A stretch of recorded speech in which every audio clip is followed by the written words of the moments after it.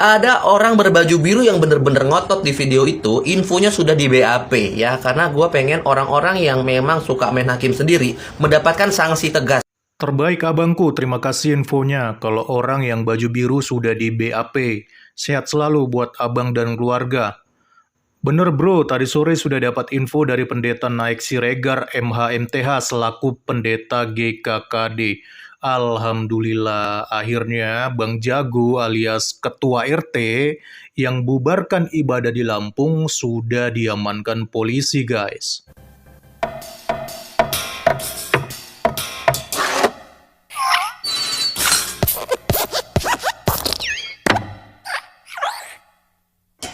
Kita semua pasti masih ingat ya dengan aksi Bang Jago berbaju biru ini yang kemarin membubarkan ibadah di Lampung dengan arogansinya yang sangat luar biasa. Beliau ini adalah ketua RT setempat dan menurutnya dia sengaja membubarkan ibadah karena alasan ketiadaan izin. Aksi sang ketua RT yang arogan ini langsung mendapat kecaman dari berbagai pihak karena dianggap tidak memiliki toleransi terhadap warganya sendiri. Padahal, menurut ketetapan yang berlaku, tugas ketua RT adalah membantu menjalankan tugas pelayanan kepada masyarakat yang menjadi tanggung jawab pemerintah, memelihara kerukunan hidup warga, menyusun rencana dan melaksanakan pembangunan dengan mengembangkan aspirasi dan swadaya murni masyarakat. Tapi si Bang Jago ini bukannya menjaga kerukunan antar warga, tapi malah jadi biang keributan antar warga di wilayahnya sendiri. Oh ala Bang Jago minimal kalau mau jadi ketua RT, paham dululah tentang pendidikan moral dan kewarganegaraan. Masih jadi RT saja sudah belagu, apalagi kalau dikasih jabatan yang lebih tinggi. Waduh, bisa-bisa makin besar tuh arogansinya. Nah, ternyata perbuatan Bang Jago atau Pak RT yang arogan ini mendapat perhatian dari anggota DPR 3 Dapil Lampung, yaitu Bapak Taufik Basari. Bahkan, Bapak Taufik Basari ini meminta supaya ketua RT arogan ini ditangkap dan jangan dibiarkan, supaya hal seperti ini tidak menjadi kebiasaan di negara kita. Komisi 3 DPR adalah salah satu dari 11 komisi DPR RI dengan lingkup tugas di bidang hukum, hak asasi manusia, dan juga keamanan. Jadi ketika Pak Taufik Basari meminta supaya ketua RT ini ditangkap, artinya beliau sudah paham betul bahwa secara hukum ketua RT tersebut memang layak untuk ditangkap, karena itu memang bidang dari Komisi 3 DPR. Wah menarik nih, mari kita cek beritanya. Saya melansir informasi ini dari suara.com dengan judul Kecam Aksi Pak RT dan Warga Bubarkan Ibadah Jemaah GKKD di Lampung, Anggota Komisi 3, Tangkap Jangan Dibiarkan. Anggota Komisi 3 DPR RI Taufik Basari menegaskan tidak ada alasan apapun yang dapat membenarkan aksi pembubaran terhadap orang yang sedang melakukan ibadah. Terkait itu, Taufik pun mengecam tindakan warga di Lampung yang membubarkan acara kebaktian Jemaat Gereja Kristen Kemah Daud pada Minggu 19.2 lalu. Menurut Taufik, aksi itu tidak dapat dibenarkan sekalipun Ketua RT berdahli pembubaran ibadah atas alasan belum memiliki izin. Jelas ya, sekalipun si Ketua RT berdahli kalau ibadahnya tidak memiliki izin, tetapi secara hukum tidak boleh dibubarkan begitu saja secara sewenang-wenang. Apalagi yang membubarkan cuma sekelas RT. Dan menurut konstitusi, setiap warga negara itu bebas melakukan ibadah sesuai agama yang dianutnya. Apalagi Kristen adalah agama yang diakui secara sah oleh konstitusi dan undang-undang. Jadi nggak boleh sembarangan seenak udelnya bubarin ibadah. Parah memang si Bang Jago ini ya. Ada beberapa alasan mengapa pembubaran aktivitas ibadah tidak dapat dibenarkan dengan alasan apapun. Pertama, kata Taufik, ibadah yang dilakukan umat beragama apapun adalah hal yang sakral bagi pemeluknya, sehingga semua pihak punya kewajiban untuk menghormatinya dengan tidak mengganggu dan tidak menghalanginya atau bahkan membubarkannya. Nah, dengerin tuh ya apa kata Bang Taufik, wahai ketua RT yang budiman ya. Ibadah itu adalah sesuatu yang sakral. Ente masuk ke gereja sampai panjat pagar, lalu masuk seenak udelmu, nyelonong masuk ke dalam sambil marah-marah, ente pikir ente siapa, ya? Lu itu cuma ketua RT, bukan nabi yang seenaknya ngebubarin orang lagi ibadah. Emang biadab ya ente nih. Coba kalau seandainya posisi ini kita balik. Kalian lagi ibadah di masjid, tiba-tiba ada orang datang masuk dan mengganggu serta mengacaukan ibadah kalian, bahkan membubarkan ibadah kalian. Bagaimana reaksi kalian? Ya, terima nggak kalian kalau seandainya itu terjadi ya ketika kalian sedang beribadah? Pasti kalian tidak akan terima, bahkan bisa-bisa kalian akan membalas balik lebih parah. Jadi ibadah itu adalah sesuatu hal yang sakral, tidak bisa seenak udelmu kamu bubarin begitu saja. Harusnya kalau kamu punya etika, moral, dan sopan santun, harusnya kamu bisa tunggu dulu ibadahnya selesai, dan setelah selesai baru bicarakan baik-baik, ya, supaya dicari solusinya. Ini kamu main seenak-enaknya aja masuk dan ngebubarin orang lagi ibadah, kan parah itu. Kedua, jaminan kebebasan beribadah adalah jaminan konstitusi, sehingga alasan administrasi tidak boleh mengesampingkan jaminan konstitusi tersebut, kata Taufik, Selasa 21/2/2023. Taufik berujar, jaminan konstitusi itu diatur dalam pasal 29 ayat 2 Undang-Undang Dasar 1945, yang menegaskan bahwa negara berkewajiban untuk menjamin kemerdekaan tiap-tiap penduduk untuk memeluk agamanya masing-masing dan beribadat menurut agama dan kepercayaannya. Oleh karena itu adalah kewajiban negara, baik pemerintah pusat maupun daerah dan aparat penegak hukum, untuk memastikan penghormatan dan perlindungan atas pelaksanaan hak tersebut, kata Taufik. Nah, dengerin lagi nih ya, baik-baik ya, jaminan kebebasan beribadah itu dijamin oleh konstitusi. Jadi bukan main-main ini.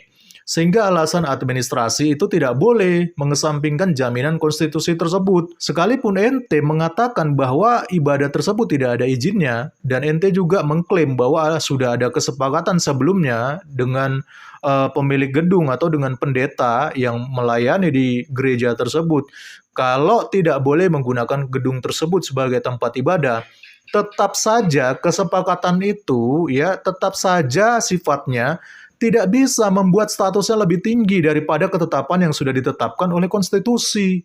Ya, paham ente ya? Masih ketua RT aja udah belagu, mau ngalah-ngalahin ketetapan dari konstitusi. Waduh, sadar woi. Sementara itu, poin ketiga, mengapa tidak boleh ada pembubaran aktivitas ibadah? Ialah karena menghalangi seseorang yang sedang melaksanakan ibadah.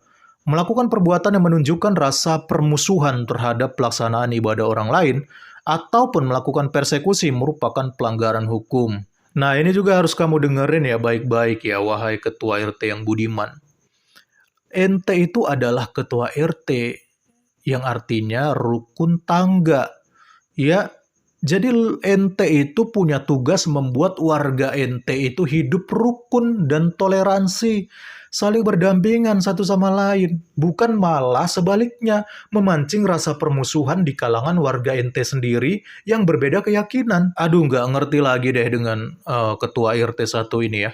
Kok bisa orang seperti ente ini dijadikan ketua RT ya? Pasti waktu pelajaran PPKN kayaknya ini ketua RT 1 ini sering bolos sepertinya ya. Ketua RT yang harusnya menjaga kerukunan antar warga justru malah memancing keributan di tengah warganya sendiri. Kan udah kebalik ini konsepnya. Taufik lantas meminta kepolisian agar menindak pelaku pembubaran yang menghalangi orang yang sedang menjalankan ibadah. Dengan begitu, kejadian seperti ini tidak dianggap sebagai hal biasa yang boleh dilakukan. Ia sekaligus meminta agar alasan belum adanya izin tidak menjadikan pembenaran atas peristiwa pembubaran aktivitas ibadah ataupun mengesampingkan pertanggungjawaban hukumnya. Nah, saya sangat setuju nih ya dengan Bapak Taufik Basari ya. Orang-orang intoleransi pemecah belah umat seperti ini memang sudah selayaknya ditangkap dan diperiksa oleh kepolisian ya. Supaya apa? Supaya ada efek jera. Dan akhirnya dia sadar bahwa perbuatannya salah secara konstitusi. Dan ke depannya hal seperti ini tidak lagi perlu terjadi karena sudah ada konsekuensinya kan. Jadi bila perlu tidak usahlah nantinya kalaupun nanti sudah di BAP diperiksa oleh kepolisian lalu dia minta maaf dan minta berdamai. Saya pikir gak usahlah berdamai ya. Karena kalau berdamai nanti lama-lama mereka buat lagi dan gak ada efek jera. Ya, kalau bisa dipidana, pidana aja. Supaya kedepannya ini nggak dicontoh lagi oleh pemimpin-pemimpin masyarakat yang lain yang sering sekali kita temui melarang warganya sendiri untuk beribadah. Dan alhamdulillah ya teman-teman, menurut info yang saya dengar dari media sosial, kabarnya ketua RT ini sudah dipanggil oleh polisi setempat dan sedang di BAP untuk dimintai keterangan. Selamat sore semuanya, salam Pancasila. Ya, negara kita adalah negara yang Bhinneka Tunggal Ika, walau berbeda-beda tetap satu jua di bawah naungan Konstitusi Undang-Undang Dasar 1945 dan juga Pancasila ya. Nah, jadi kemarin sempet ada beberapa video yang memang gua viralkan, gua coba untuk naik, yaitu video penutupan gereja ya, orang-orang yang lagi beribadah di dalamnya diusir keluar. Nah, di dalamnya itu ceritanya gini, jam 9 lewat itu teman gua yang lagi di sana, lagi ibadah di sana, itu dia pertama WhatsApp gua, kemudian gue bilang dia minta tolong bantuan polisi. Buat apa ya kan? Dia lagi gereja tiba-tiba diusir sama orang, katanya diusir sama penduduk. Nah, gue bilang wah ini agak abu-abu nih. Ya udah, gue bilang mendingan kamu videoin aja dan kirim. Nah, kemudian video tersebut langsung gue upload di akun TikTok pribadi gue dan langsung gue tautkan ke Instagram dan juga Facebook. Nah, singkat cerita virallah video tersebut. Nah, ya siangnya ketemu dengan beberapa, ada namanya pendeta inisial A, dia sedikit mengetahui tentang kondisi gereja tersebut. Nama gerejanya GKD, Gereja Kristen Kemah Daud. Ya, posisinya di Bandar Lampung ya, di Jalan Bypass. Tepatnya kurang paham, pokoknya dekat Indogrosir ya. Aku kurang hafal nama daerah di sana. Nah, pokoknya singkat cerita, virallah video tersebut ya, karena memang kita tag mulai dari presiden, mulai dari menteri agama dan semuanya, gubernur, wali kota, memang kita sengaja tag biar video ini naik. Kenapa? Karena gue pribadi pengen gitu loh, adanya yang namanya kebebasan dalam beribadah. Kalau memang kronologinya adalah memang katanya ada berhubungan dengan surat izin gereja. Nah, kenapa begitu sulit buat mendapatkan surat izin untuk gedung gereja gitu ya, seperti itu. Gue pengen yang namanya kita sama-sama beribadah, tidak saling mengganggu, saling menghargai dan saling menghormati sih, seperti itu aja. Jadi buat kalian yang komen-komen di video sebelumnya, bisa jadi ini klarifikasi gue. Dan barusan gue telepon pendeta atau kepala gembala ya, gembala jemaat dari Gereja Kristen Kemah Daud. Nah, sudah gue pastikan, dan ada orang berbaju biru yang bener-bener ngotot di video itu, infonya sudah di BAP ya, karena gue pengen orang-orang yang memang suka main hakim sendiri mendapatkan sanksi tegas supaya tidak terulang lagi terjadinya hal-hal seperti itu. Dan terima kasih juga buat saudara-saudara yang non-Kristen yang sudah dukung, udah support ya, terima kasih banyak, terima kasih. Ya, kita lihat sajalah nanti endingnya bagaimana ya teman-teman. Apakah akhirnya ketua RT ini mewek, minta maaf, atau masih arogan seperti sebelumnya? Ya, nanti waktu yang akan membuktikan. Menjadi penting juga dilakukan ialah edukasi dari pemerintah Kota Bandar Lampung. Pemkot bisa melakukan edukasi dan pemahaman kepada masyarakat dan dialog mengenai pentingnya menjaga toleransi dan melaksanakan perintah konstitusi untuk menjamin kebebasan menjalankan ibadah. Penghalangan aktivitas ibadah dengan alasan perizinan ini sekaligus membukakan mata kita akan pentingnya pemerintah pusat untuk meninjau kembali peraturan bersama dua menteri tentang pendirian rumah ibadah, yakni Peraturan Bersama Menteri Agama dan Menteri Dalam Negeri Nomor 9 dan 8 Tahun 2006. Selama ini, peraturan tersebut menimbulkan permasalahan-permasalahan yang dapat mengganggu kerukunan beragama dan mendorong adanya tindakan persekusi, kata Taufik. Nah, ini yang saya sangat setuju dengan statementnya Pak Taufik Basari yang terakhir ini ya. Ayolah pemerintah pusat, sampai kapan masalah ini dibiarkan terus-menerus ya? Padahal ya, saat ini kita dipimpin oleh pemerintah pusat yang katanya nih ya, yang katanya ini dekat dengan minoritas loh, bahkan sudah pernah menjanjikan akan mencabut atau menghapus SKB 2 menteri ini. Bahkan bukan hanya itu, sekarang kita juga punya menteri agama, orang NU yang katanya juga dekat dengan minoritas ya. Tapi kenapa ngurus masalah ini nggak kelar-kelar juga? Padahal sudah mau habis 2 periode loh. Jangan sampai nanti habis masa kepemimpinan ya, dan sudah meninggalkan jabatan, janjinya belum bisa ditepati. Akar masalahnya sebenarnya cuma satu sih, yaitu mengenai kerancuan dan ketidakjelasan SKB 2 menteri yang akhirnya sering dipakai mayoritas untuk menindas minoritas ini. Tolonglah tunjukkan keseriusan kalian ya, wahai pemerintah pusat terhadap masalah ini. Ya, Coba kalau regulasi dari pemerintah ini jelas dan tidak rancu seperti ini, maka saya rasa tidak perlu kami rakyat yang ada di bawah ini terus-menerus ribut akan masalah ini. Ya, maka nggak ada kesempatan bagi kaum-kaum intoleran untuk terus mempersekusi minoritas. Kalau regulasinya beres. Kan nggak lucu kalau harus terjadi chaos dulu, terjadi kericuhan dulu, baru nanti pemerintah gercep untuk turun tangan. Salam kritis, Tuhan Yesus memberkati. Salam.